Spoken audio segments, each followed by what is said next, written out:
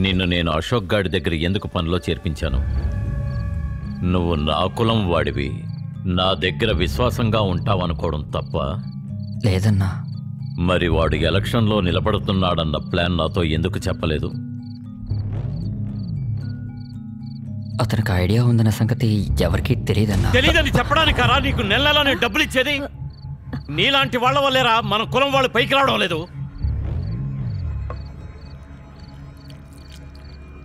త్యాగి చచ్చిపోయాడు, అదన్నా తెలుసా నీకు? న్యూస్లో చూశానన్నా, యాక్సిడెంట్లో చనిపోయడం తెలిసింది. న్యూస్లో ఏది చెప్తే అది నమ్మేస్తావా?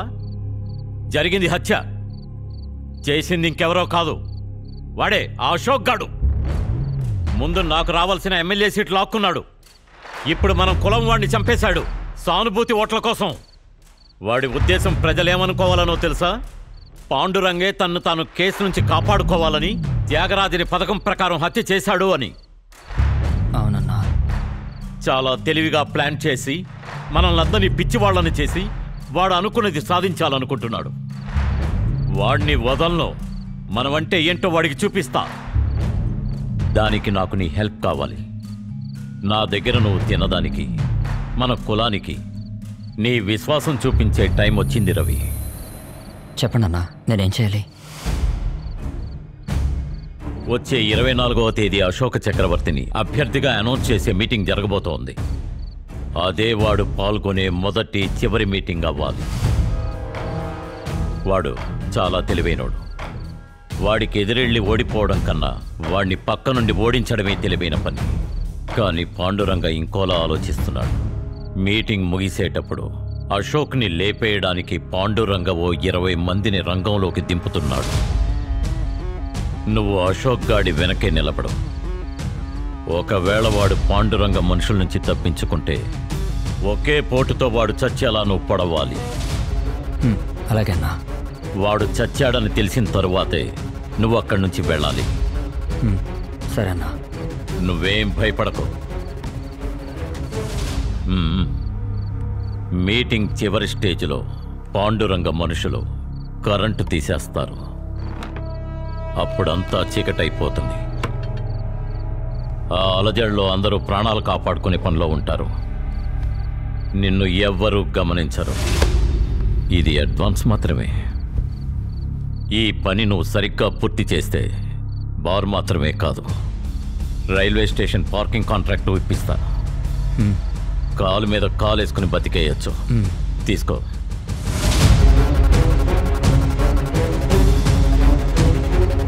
సంతోషంగా ఉండు.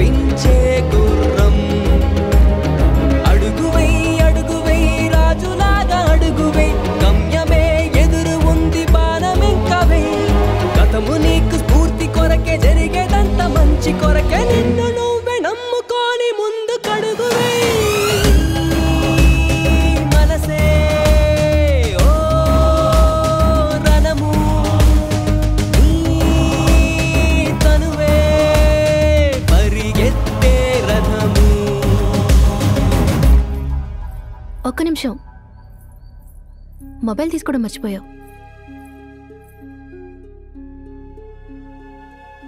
ఏంటి అదోలా ఉన్నావు? నీ మొహంలో నవ్వే లేదు. భయం వేస్తోందా? నీతో నేను రానా? ఇంకా టైం ఉంది, రమ్మంటే వచ్చేస్తా. ఈరోజు వద్దులే, నువ్వు ప్లాన్ చేసుకున్నట్టు ప్రియా ఇంటికి వెళ్ళేసిరా. నెక్స్ట్ మీటింగ్కి మన ఇద్దరం కలిసి వెళ్దాం. యుద్ధమే యుద్ధమే యముడు చేసే యుద్ధమే, అతని బుద్ధి అతని జ్ఞానం అతని తెలివి అతని సైన్యమే. యుద్ధమే యుద్ధమే యముడు చేసే యుద్ధమే, అతని బుద్ధి అతని జ్ఞానం అతని తెలివి అతని సైన్యమే.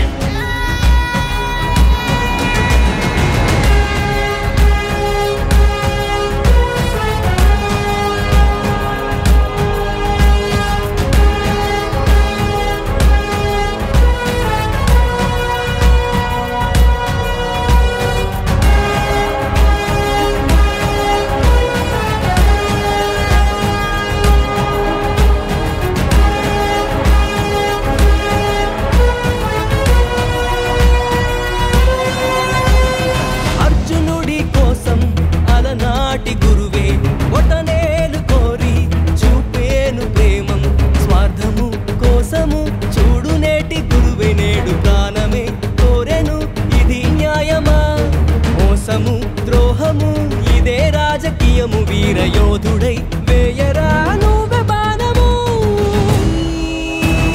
మనసే ఓ రణము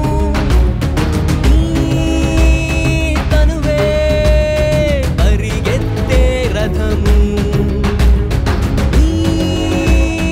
బలమే నీ అస్త్రం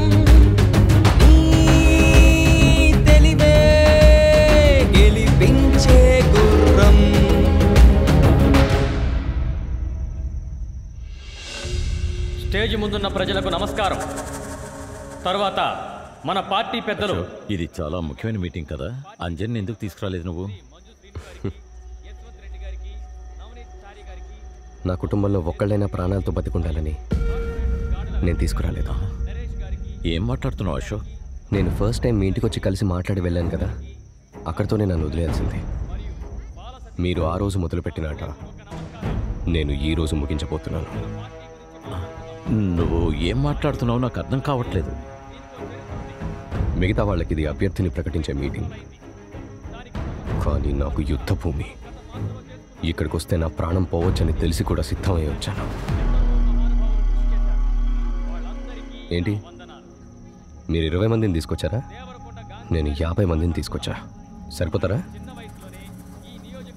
నేను యముణ్ణి, నన్ను ఇక్కడికి బలవంతంగా రప్పించారు.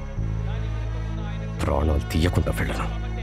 అశోక్, నువ్వేమీ అర్థం చేసుకోకుండా మాట్లాడుతున్నావు. మీరు పాండురంగ కలిసిన దగ్గర నుంచి త్యాగిని చంపిన వరకు అన్నీ అర్థం చేసుకొని మరీ మాట్లాడుతున్నాను.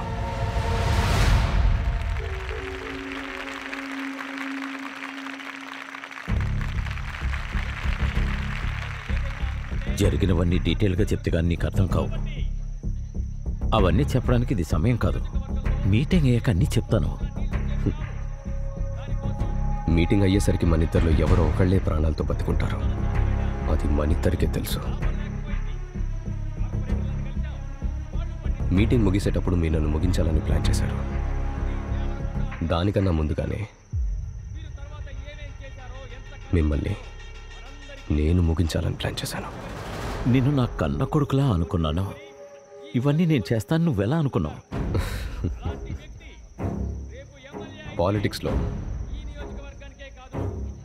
తండ్రి కొడుకులు కూడా పదవి వ్యామోహంలో పడి ఒకరినొకరు నరుక్కుంటారని మిమ్మల్ని చూశాక తెలుసుకున్నాను. నన్ను క్షమించు అశోక్. జీవితంలో ఒక నిర్ణయం తీసుకున్న తర్వాత మనం దాంతోటే వెళ్ళాలి. మీరు కూడా నన్ను క్షమించండి. ఎందుకంటే నేనే అనుకున్నా కూడా ఇక్కడ జరగబోయే దాన్ని ఆపలేను. కాబట్టి అదృష్టం బాగుంటే మళ్ళీ కలుద్దాం. మన జననేత అశోక చక్రవర్తి గారు ఇప్పుడు మాట్లాడతారు.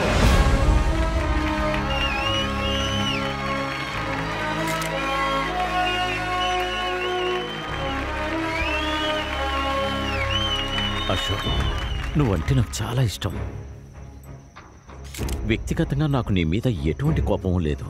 ఇది రాజకీయం, అది అర్థం చేసుకో అశోక్. ఖచ్చితంగా నేను కూడా మీ వల్లే జీవితంలో ఇక్కడి దాకా వచ్చానని చచ్చిపోయేదాకా మర్చిపోను.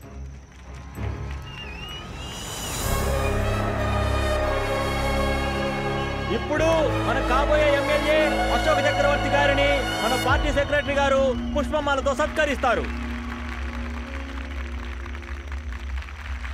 అశోక్ ప్లాన్ అంతా తెలిసిపోయింది. వాడి స్పీచ్ అయ్యేలోపే వాడిని ఇప్పుడు చెయ్యి. నువ్వు అస్సలు భయపడకో, నిన్ను నేను కాపాడుతాను. ఎలాగా? త్యాగరాజును కాపాడారే అలాగా? మీ ప్లాను అశోక్కి చెప్పిందే నేను.